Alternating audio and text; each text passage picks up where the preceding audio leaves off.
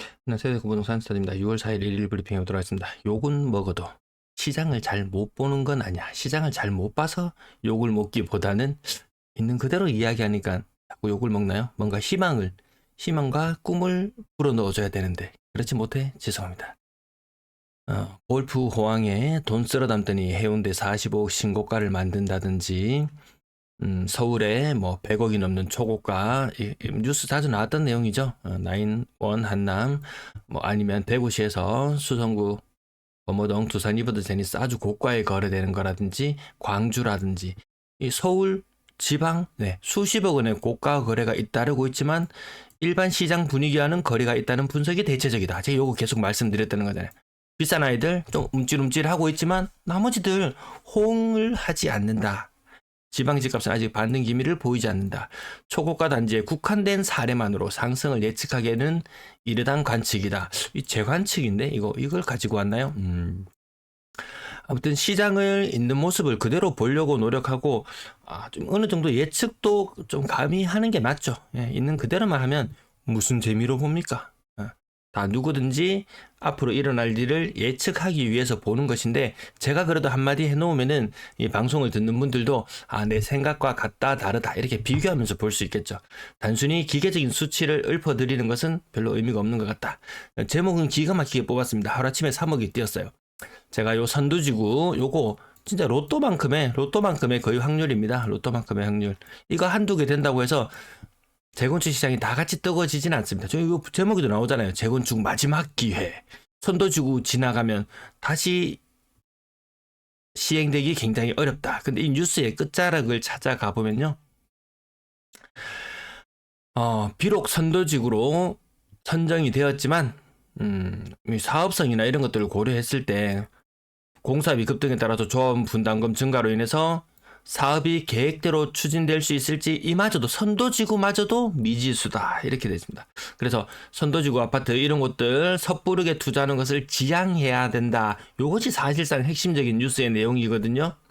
그럼에도 불구하고 3억이 뛰었어요. 이렇게 하면은 또 시장이 마치 훌쩍훌쩍 뛰는 것처럼 보이지만 실상은 그러하지 않다.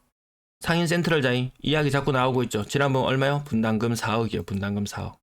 비싸게 산 사람은 국평 기준으로 7억 주고 산 사람도 있어요. 이거 하면 11억입니다. 11억. 이 말이 되나요, 이게? 분담금이 일단 말이 안 되고 다른 사업장에서 손실 본 거 어딘가에서 메꿔야 되는 게 그거 희생양입니다. 희생양이에요. 물론 이렇게 기존 원주민들 뭐 2억대, 3억대 뭐 이 정도 한 3억 정도의 물건 기존에 가지고 있었던 것이 급등하면서 6억, 7억 이렇게 갔었는데요. 3억에 가지고 있다 손 친들 거기에다 분담금 4억을 내 가지고 들어가야 되는데 머리 아픕니다. 머리 아프요. 그게 현실인 것 같습니다. 그럼에도 불구하고 3억 뛰었다 4억 뛰었다 이거 확률이 희박하다 그렇게 정리해서 말씀드리고요. 쿠팡 알리 필요하신 물건 있으시면 클릭하셔서 구매해 주시면 되겠네요. 매도 물량은 서서히 감소하고 있는 모양새로 분위기가 살짝 바뀌었습니다.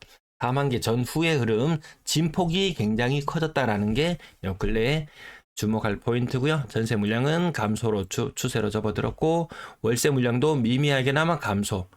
이렇게 감소를 하고 있음에도 불구하고 그래도 많다 이런 말씀을 계속 연이어 드리고 있고요. 거래량 130건 거래량 많네요. 분위기 좋네요. 대단해요. 라고 이야기하기에는 뭔가 부족합니다. 제가 이번 달에는 거래량 지난달에는 주간 기준으로 490건을 시뮬레이션 했고요. 이번 달에는 480건을 시뮬레이션해서 살펴보고 있는데요. 자, 거래량 이틀치가 모이는 화요일에는 135건 이렇게 시뮬레이션 했는데 130건이면 뭔가 살짝 거래량이 부족한 느낌이 듭니다. 이 상태로 가면은 뭐 1800건대의 거래량 이렇게 나올 걸로 추정이 되거든요. 분위기 식는 건 한순간, 뜨는 것도 한순간. 지금은 갈피를 잡기가 힘든 그런 상황. 실거래 가격 한번 짚어볼게요. 아파트 투미를 통해서 살펴봅니다. 비싼 거 한두 건 거래되고. 그래서 이렇게 나름 고가의 아파트들 치고 25%, 30% 빠지는 데는 뭐 세종시 다음은 대구죠. 그 외 지역은 이렇게 많이 빠지지 않거든요.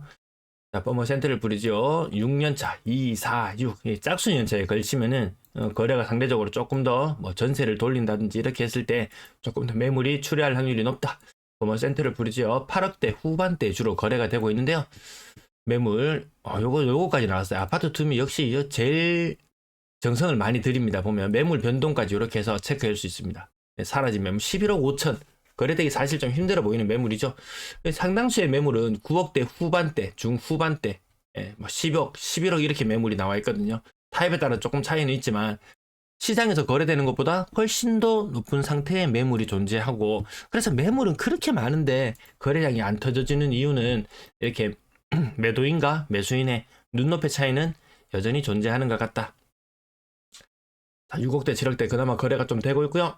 스트레스 DSR 정상적으로는 6월달부터 원래 하려고 했는데 아마 7월달부터 도입되나봐요. 단순히 대출 금액이 줄어든다 이런 부분의 문제만이 아니고 5년 전에 대출 냈다가 갱신하는 사람들, 이런 사람들한테도 아마 같이 적용되지 싶어요. 그래서 부동산 시장에 들어올 수 있는 돈이 한정적이니까 비싼 아파트 과거에는 조금만 건드려 놓으면은 아래 아들, 이 쪼무레기들은 알아서 미친 듯이 날뛰었는데 그런 현상이 없더라는 거죠. 그게 과거와 지금의 시장 분위기의 극명한 차이라는 거겠죠.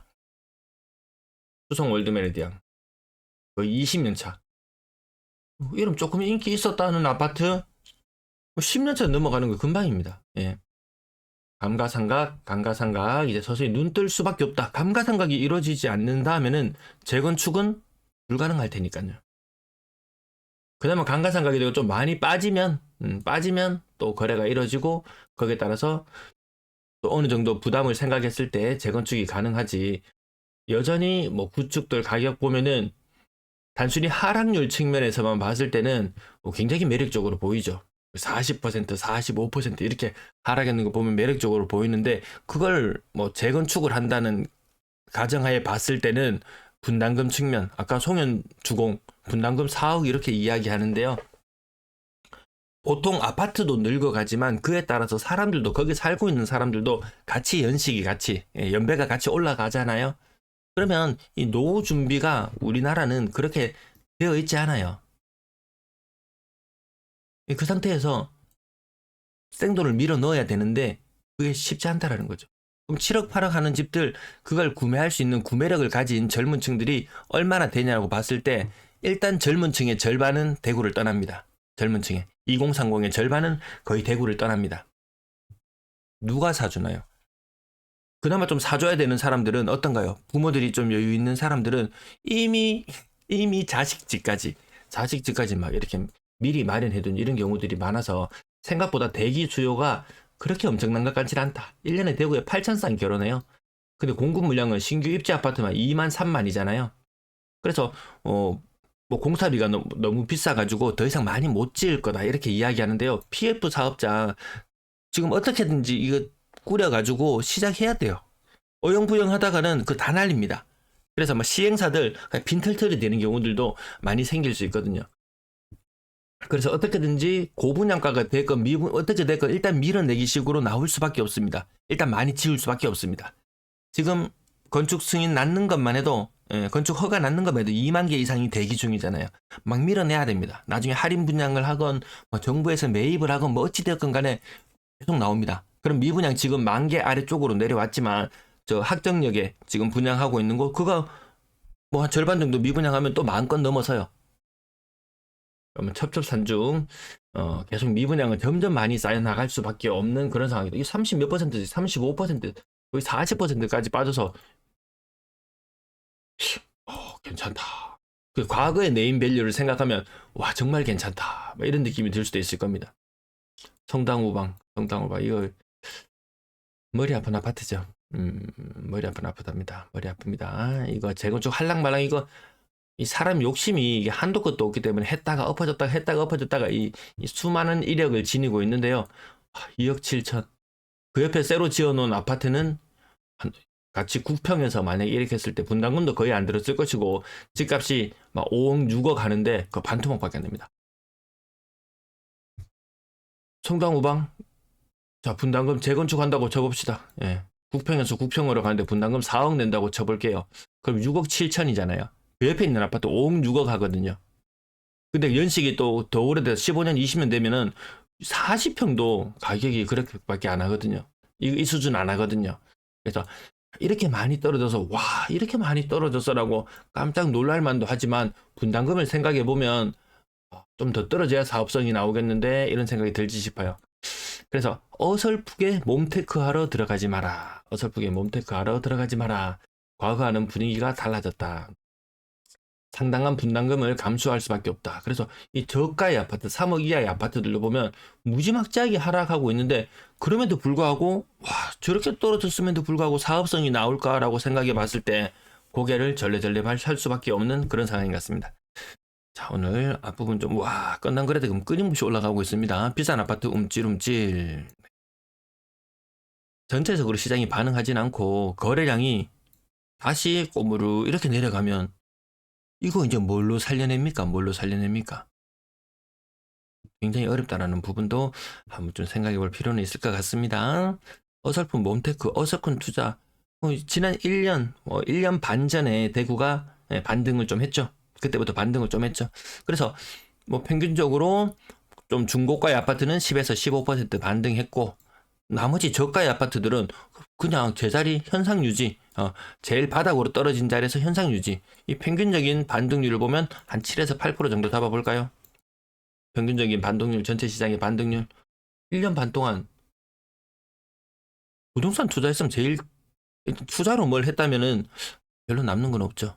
물론 이 중에서 또 인기 있는 고가의 아파트들에서 반등 센 거 잡았는 사람은 조금 상황이 나을 수는 있지만 그렇게 해서 뭐 많으면 정말 한 20% 가까이 반등, 20%? 예, 그 이상 반등한 것도 있을 거예요. 근데 가만히 그냥 예금만 하고 있었어도 한 10%.